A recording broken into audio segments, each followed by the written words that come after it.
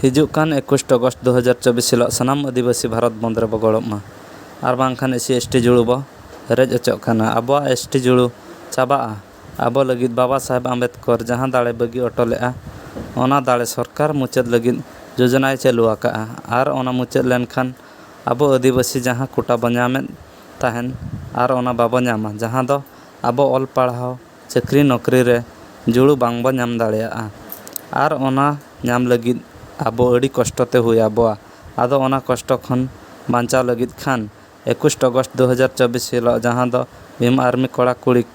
को भारत बंद को होहोआका ओनारे अब ओड़ा रे कमी को बगी कते